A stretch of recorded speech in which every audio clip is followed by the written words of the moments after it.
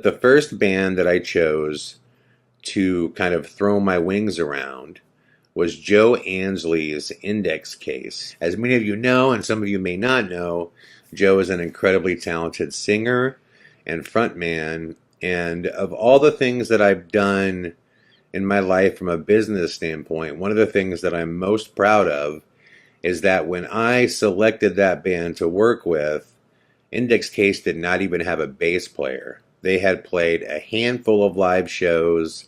They had less than 10 songs written. They were very much what you would call a baby band, meaning they were just starting out. But I believed in Josh, their guitar player. I thought he was the modern day equivalent of an unknown Eddie Van Halen. I still think he is just mind-blowingly good. And I thought Joe was just something truly special.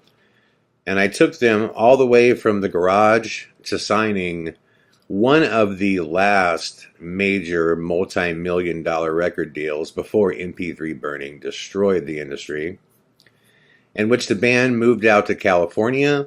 By the way, we got them signed to Elektra Records, and Elektra put them up at a $5 million mansion on top of a mountain in Calabasas. They moved in a $3 million studio, and for 6 months the band got to live out here and just work on their album every single day. And they made a great album with the legendary rock producer James Jimbo Barton. And right when the album was done, Index Case was confirmed for Ozfest. We had all these plans. It was all happening. It was a truly magical time. It was a truly magical time where I felt like the good guys got one, man. You know, we really did it. And then a series of incredibly unfortunate events took place. The head of our subsidiary, because we were on No Name Elektra, which is the same record label that broke Slipknot, Hatebreed, Motograter, all these huge bands in the metal arena.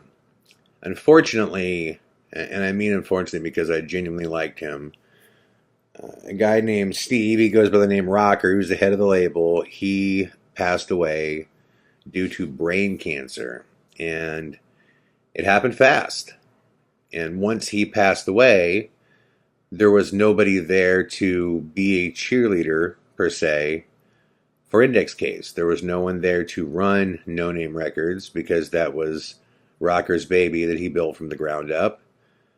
There was just nobody there to push Index Case to Elektra Records and to let them know they should keep supporting them and keep spending the money to get them on these big tours.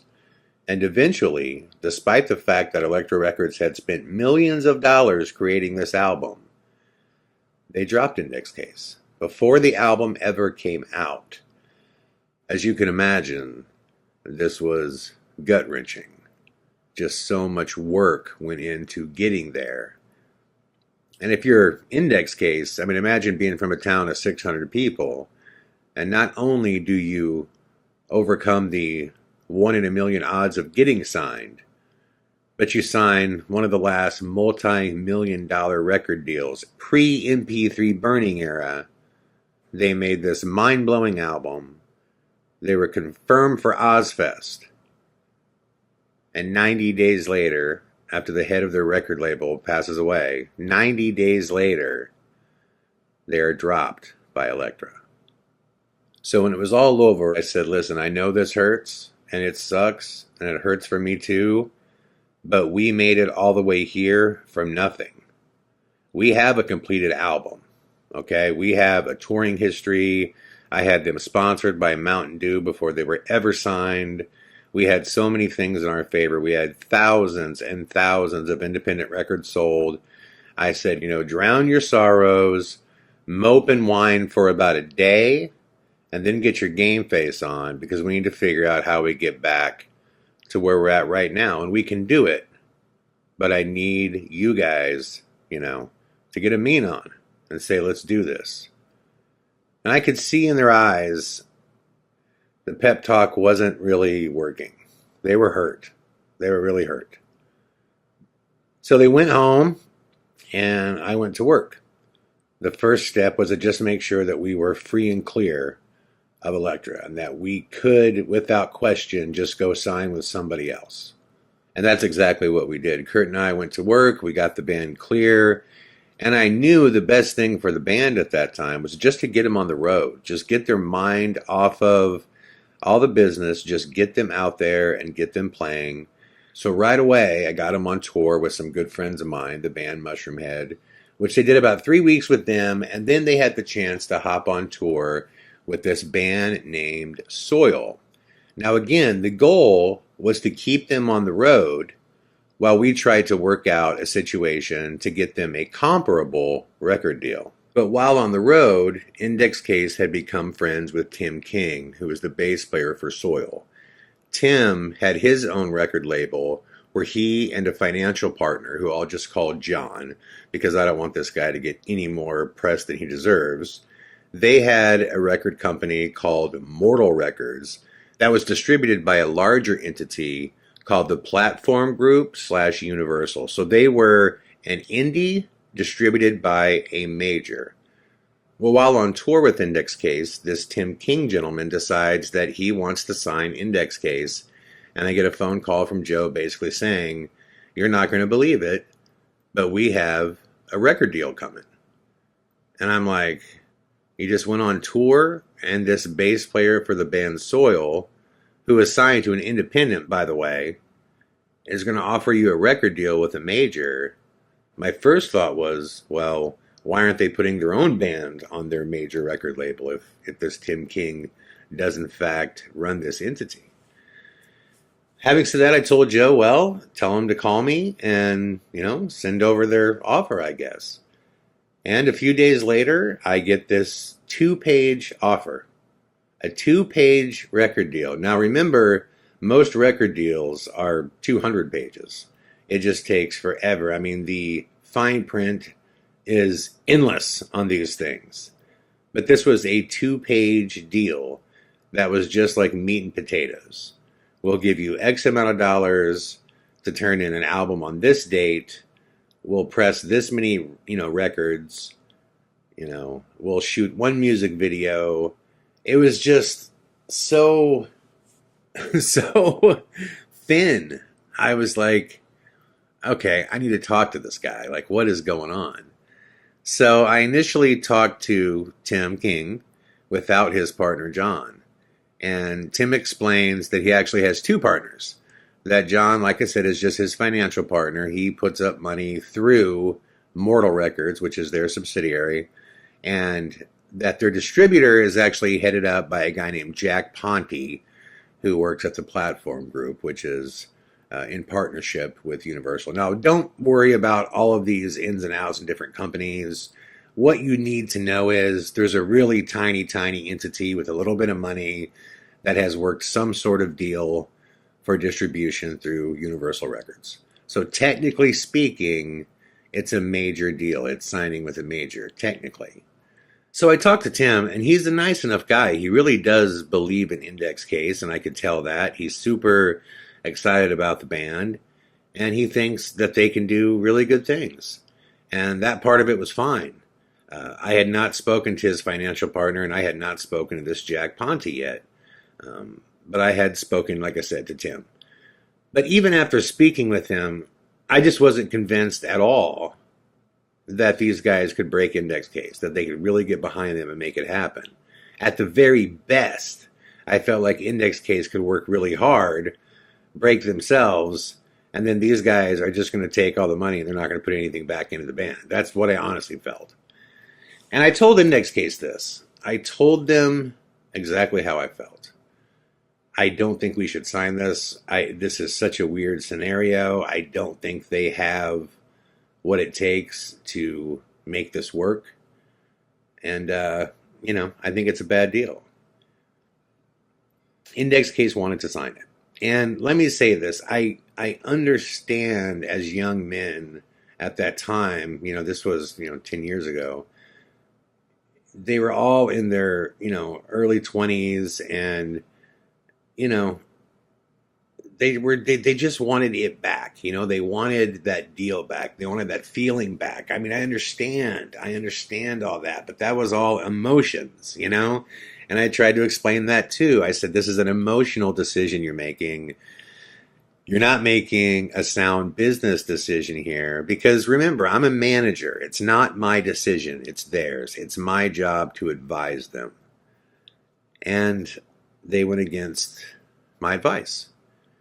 So at that point, as a manager, I could choose to either walk away or I can try to do my best to protect my boys and steer it in the right direction, which I chose to try to protect Joey and the guys and steer it in the right direction.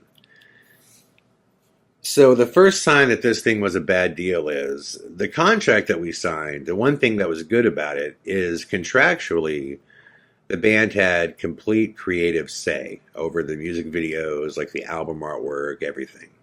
They had complete creative control. Well, we get to the first music video for the first single, which, by the way, the first single was a war. And at this point, again, I've only spoken with Tim King. I've not spoken with the financial guy, and I've not spoken with this Jack Ponte. So the band chooses the song they want to be the single. It's a war with Tim King. He doesn't like the song. He doesn't think it's the right song. He doesn't get the band's image. But contractually, he has to go with what they say. So we go through these shouting matches, and we finally agree it's going to be the song. And then it comes down to shooting the music video. And this guy calls me up. And his budget for the music video, the initial budget, was $500. Let me say that again. The budget that he wanted to spend on the music video was $500. And I'm going, what are you talking about? And then he doesn't want me to direct it because he says I'm just too close to the subject matter, which is ridiculous. Every music video they had done to that point that got them to where they were going, every single thing that they had done, I had directed. When they were on Elektra, we shot a promo video for Ozfest, and Elektra hired me in 2 seconds. They were like, yeah, this guy's, the guy.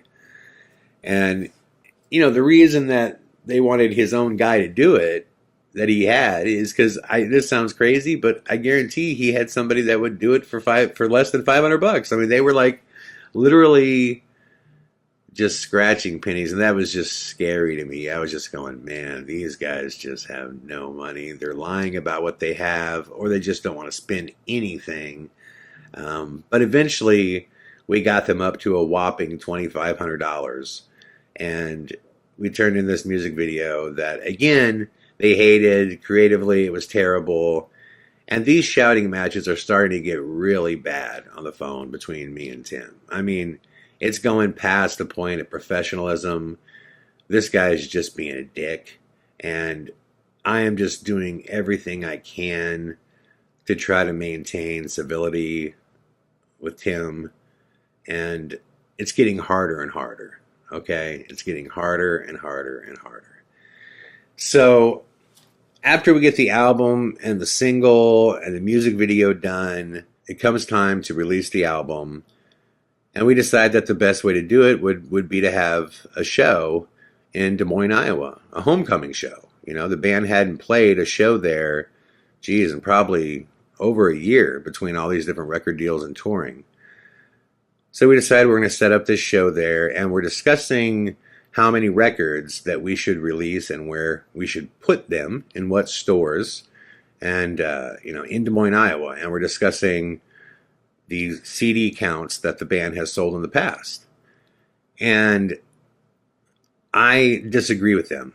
I think the numbers that they want to put into Des Moines, Iowa are very low.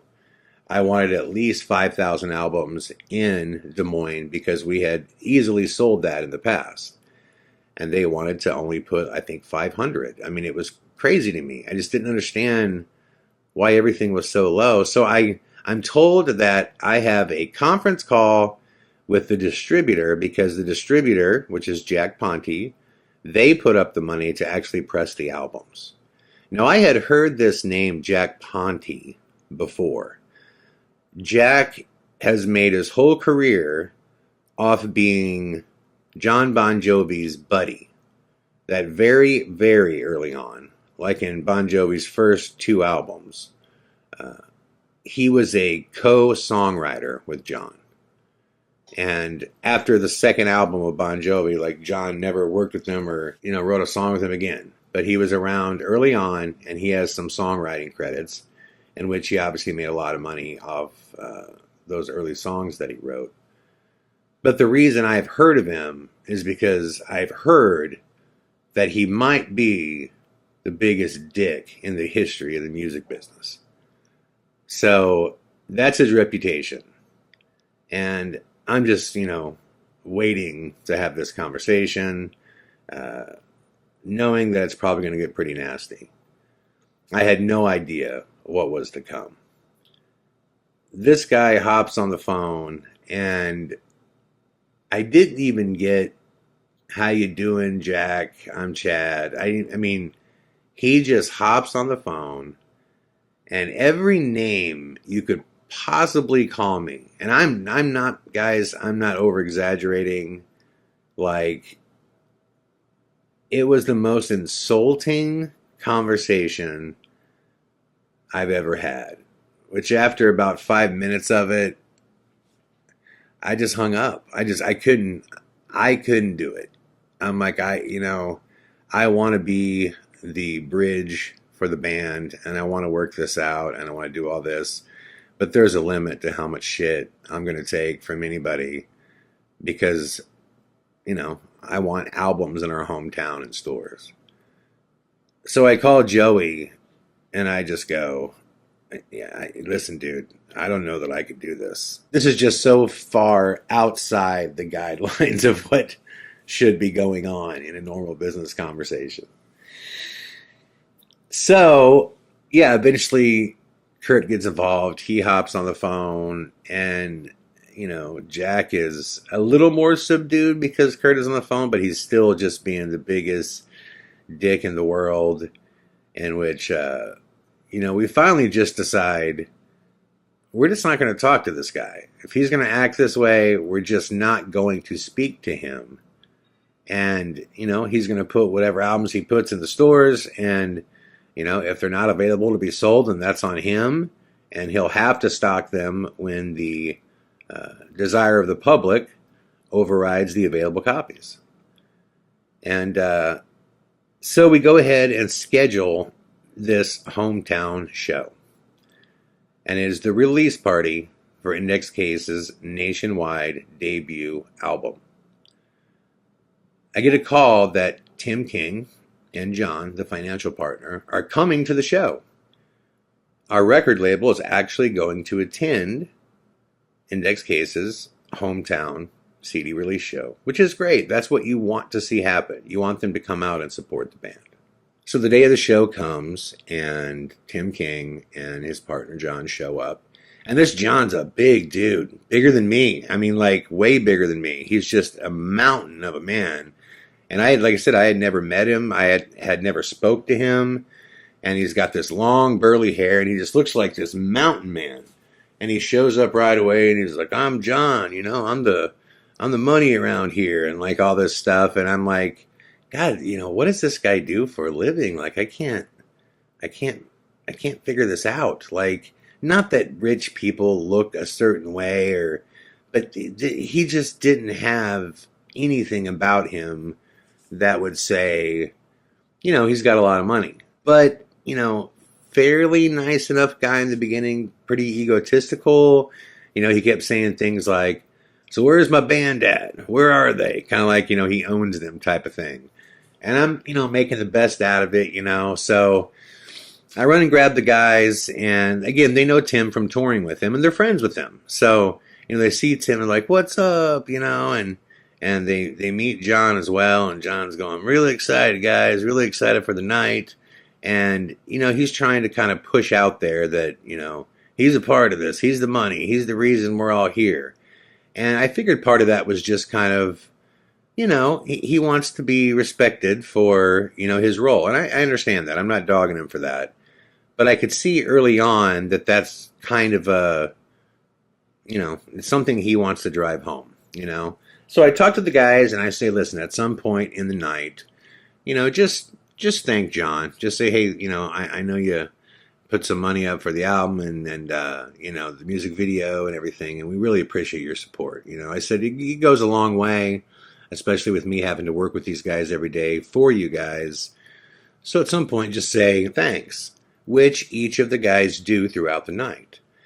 Well, before the actual show goes on, there's like 5 bands that are opening up for Index Case, and we have a backstage area set up with hospitalities and snacks and drinks and all this stuff. And, everybody's hanging out back there. Kurt is there as well, by the way, because this is a big night for Index Case. This is, finally their album is going to be out nationwide. Well, in the backstage setup, we had some beer back there, but we didn't have a ton of alcohol because Index Case definitely doesn't perform drunk or high or anything like that. So it was more for our guests, if people wanted a beer or something like that. But I noticed that this John guy is doing shots. And I noticed he's doing a lot of them. And I'm kind of already seeing where this is going. I'm just like, man, this guy's going to get hammered. And God, he's going to be loud. I just hope he's not a problem, And it's still a good 2 hours before Index Case is supposed to go on. So as we're getting closer and closer for showtime, I finally just grab the band and I take them into the warm-up room, which is where they actually physically get ready to play. And I go back in, I'm hanging out with Tim and this John. And John is really drunk. And he keeps, wanting to talk to me about, what he did, for me and the band and just...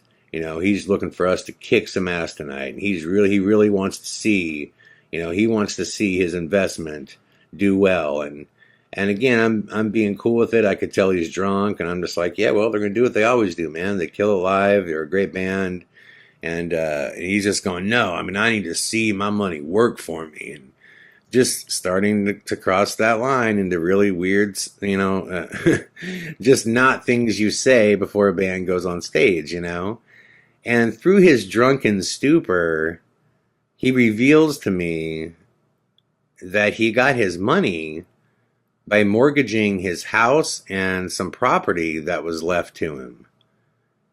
And I'm sitting here going, whoa. So Tim got him to do this? Well, he and Tim have been friends their whole life, I learn. And yeah, he basically tells me that he mortgaged his house and his property to get the cash to start this record label, which his decision, but it just kind of reconfirmed my thoughts that this was not a man with a ton of expendable income, So, yeah, things are starting to kind of like make sense to me, but I'm still just getting nervous as can be. About that time, Justin shows up. Now, remember, at this point, Justin has never met Tim King, has no idea who John is. So it comes time for the show, and Index Case takes the stage. Sold out night, 700 attendees that are there. I go on and introduce the band, which was a lot of fun. It was awesome. And I leave the stage from the back, and Index Case just starts killing it. Just killing it. They were so good that night. And John is right behind the stage, and he's just rocking out, and I'm starting to think, okay, this is going to go smooth. Dude's in rock mode. He's enjoying it. He's headbanging. Like, okay, this is going to be cool. Let's just get this show over with, and let's get Index Case home. Let's get these guys on a plane and call it a night, And I go and get a glass of water. I don't drink. I'm definitely not drunk. I'm not, high. I don't smoke weed. I don't anything. I'm sober as can be. And I come back and I look up, and John has walked up the back stairs, and he's standing on the stage watching Jordan, the drummer, drum, and he's yelling things at him. But not like bad things. He's just yelling like, you go, boy, you beat those fucking drums and all this stuff. But things that are totally inappropriate. Like, that stage is theirs. Like, what are you doing standing on stage yelling at the drummer? And, Joey looks back over at me like, dude, get this fucking guy off the stage. So I go up on the stage, and I grab John by his arm, and I pull him over to me, and I say, hey, come here, man. And we walk down the stairs, and I go, hey, dude, like, it's totally cool that you're into the band, but, The policy is just nobody on stage. Like that's their stage, man. And he's like, what do you mean? And I'm like, yeah, just no one on stage. Like that's their place. They're doing their thing, bro. Look, they're doing awesome, man. They're killing it. We just don't want anything to distract from the band. And he's going, you understand? This is my fucking band. They wouldn't even be here if it wasn't for me. And I'm going, dude, listen, calm down. I'm with you. We're both on the same team, dude. Okay? We love this band. They're doing great. I need you to stay down here. And he looks away, just pissy as can be. Just shakes his head, he's like, whatever. And he just walks away from me, walks over, grabs his bottle, pours himself another shot, and chugs it. And I'm like, great, that's all we need is more alcohol to this situation. So he's standing over, talking to Tim, and I could see that he's bitching to Tim about me. I'm like, all right, I'm just going to go chill with Kurt. So he's been seeing all of this go down as well. And I tell Kurt, I'm like, man, there's going to be, a problem here unless we can get the show over and just get these guys out of here. Because if anybody in Index Case hears him say, I own that fucking band or anything like that, that ain't going to be good. And Kurt's like, well, I agree. And I said, I got to keep him off the stage. And Kurt's like, no, you definitely got to keep him off the stage. I'm like, okay, Jesus. So I'm chilling. He's not going up on the stage. I'm thinking maybe this will be okay.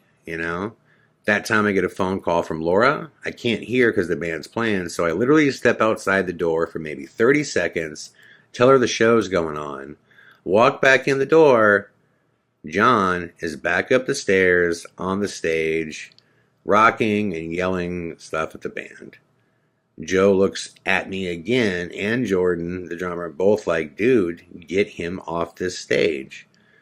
So I go up again, grab him by the arm, pull him back towards me. I'm like, come down here, man. We get you on the stage. I'm like, listen, dude, you can't do that. You can't do that, okay? You can't go up on the stage. I can't let you do that. You have to stay down here until the show's over. And he starts in with all his stuff again, This whole thing wouldn't be fucking going off if it wasn't for me, man. You're unappreciative, like all this stuff. It's like, okay, listen, say whatever, but you can't go back up on that stage, okay? You can't do that. He walks away again, mad as hell, and he's standing in the corner again, bitching to Tim King, who's not talking to me at all, not doing anything to help the situation, because he's got some girls he's talking to at that time. I look back over at Kurt. Kurt can see where this is going. I'm like, oh, God. So I walk over to Justin, and Justin doesn't know this is John yet. He doesn't even know who this guy is. And Justin says, what's his problem? And I had forgot that I had not even told Justin who he is. I never introduced him. And all I said was, this fucking guy, I just cannot keep him off the stage, man. I go, it's driving me absolutely crazy.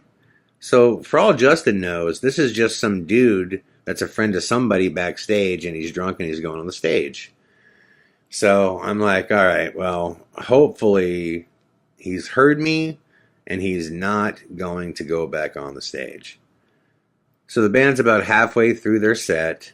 I walk over to get another glass of water, turn around, and sure as the day is long, he is back on the stage, in which this time the drummer's dad, Jordan, goes up and grabs him by the arm. Not violently or anything, just kind of like reaches out to like shake his hand and then kind of walks him towards the stairs.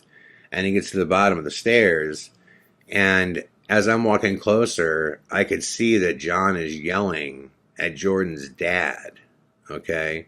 And Jordan's dad is yelling back. He's going, that's my son. Please, please just let him play.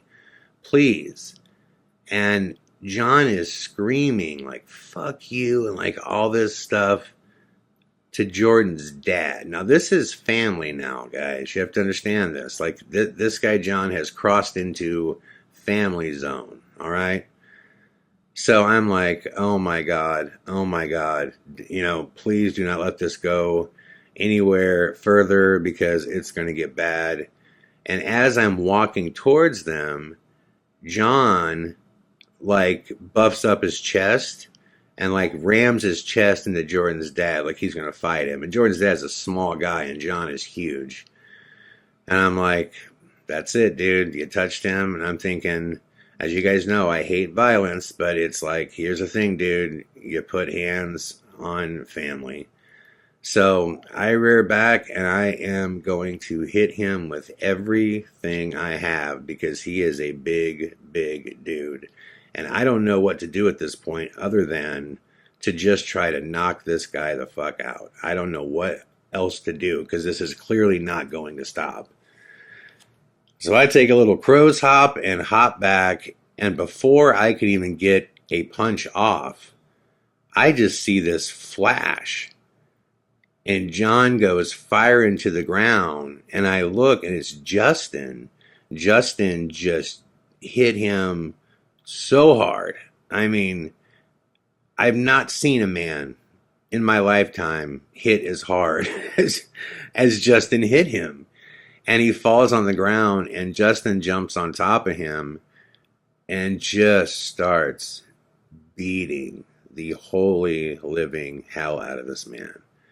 And I am like, okay, I'm going to let Justin get some shots in because this guy's got to stay down. I mean, we can't, he's too big. Like, we can't let him get up. But Justin is going at it hard and he's showing no signs of letting up. So finally, I walk over and I'm trying to pull Justin off him and he won't stop. So I had to, like, literally wrap Justin up and, you know, jerk him off this guy. And I'm like, it's enough. I'm like, dude, it's enough. It's enough. And I look back over and this John's on the ground. And to be honest, he appears dead. He's just not moving. I can't see that he's breathing. And I am freaking out. I walk Justin over the wall and I go, dude, don't move. And he's like, what? And I go, dude, do you know who that is? And he's like, and the dude that was jumping on the stage, what? And I'm like, that's Index Case's record label. And he's like, what? And I go, yeah. And he goes, well, dude, he was attacking Jordan's dad. He was bumping up against him like he's going to hit him. I'm like, yeah, no, I know. I go, just don't move. Let me figure this out. So first thing is first, I got to go over and make sure this guy's not dead. So I go over and his face is just a pumpkin. I mean, it's just so swollen. He's definitely got a broken nose, if not a broken cheekbone. His lips are all cut up. And I reach down and he has a pulse. I'm like, okay, he's got a pulse. He's just not moving because he got really messed up. So I'm thinking, okay, what do I do now?